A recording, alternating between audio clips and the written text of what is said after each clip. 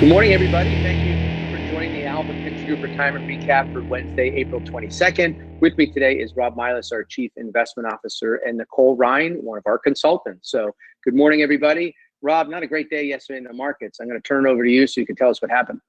It is a good morning in that futures are pointing positive. Maybe we can get back some of what we lost yesterday. But for equities yesterday, there was nowhere to hide, as you can see by all of the red that's on the screen. The S&P declined 3%.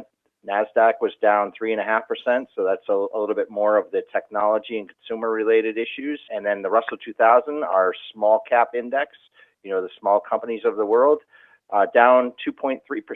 So yesterday was, the consensus was that the market had come a long way off the bottom and it was taking a breather. Certainly the angst in the oil market contributed to that rethinking about, how the domestic economy might look once we come out of this pandemic. So in the U.S. Treasury Market, the longer dated tenors caught a bid, obviously in a move to safety that reflects. And then yesterday we had congressional leaders finally reach a stimulus bill agreement, which reportedly will contribute $310 billion to the small business funding, which was encouraging but didn't help the market. And I think we'll have some more comments about that legislation in just a second. So that's what was happening in the market, Rich.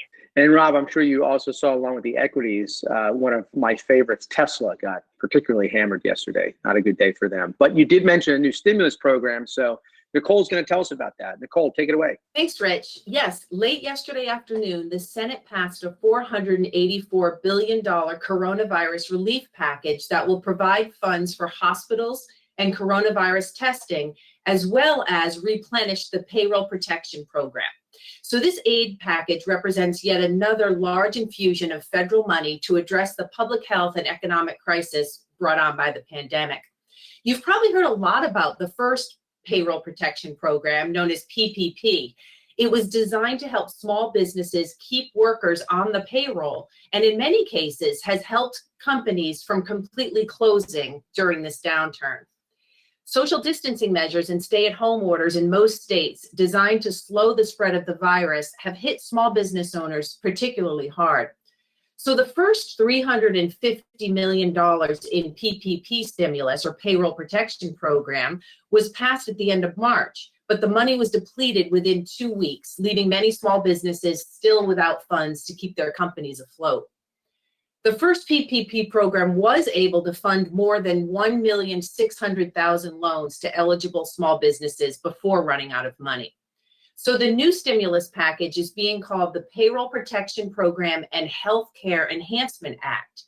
And the deal includes an additional $310 billion to expand the payroll protection program, as well as $25 billion for coronavirus testing and $75 billion for hospitals. So many health officials are encouraged by the allocation of assets for coronavirus testing. These same health officials have repeatedly explained that the key to loosening the social distancing restrictions and building the economy back up relies on widespread testing, treatment, and tracking of the virus. So although the initial payroll protection program provided much needed relief to more than 1 million small businesses, there is currently a backlog of applications. So this new stimulus package will be great news to many small businesses across the country. The House is expected to pass the bill tomorrow, and the president has agreed to sign it. So the first PPP has come under scrutiny this week after it was revealed that some large corporations like chain restaurants and hotels were able to tap into the funds, even though this program was specifically designed for small businesses. However, at least one CEO is doing the right thing. And I think Rich is going to tell us a little more about that. Thanks, Nicole. Great news on the new stimulus program. And you're right, I'm going to talk about Shake Shack, which everyone here at Alpha Pension Group is pretty clever. They gave the vegetarian of the group the Shake Shack slide. So I'm going to actually throw you guys back a curveball. It's true that Shake Shack is returning their $10 million, which is great news, back into the PPP program. But what is coming under a lot of pressure is Harvard University, who took $9 million from that same program. And they're getting a ton of pressure from both President Trump, New York Times, and many other organizations to, like Shake Shack, put that money back in. So Harvard, don't break our heart on Earth Day. We represent a lot of small businesses, some of which were closed out of that first program. And although there's this new program, that money truly was designed for small businesses to get through this crisis. So, Nicole, thank you for that information. Everyone, thanks for joining us today, and we will see you tomorrow. Thanks so much.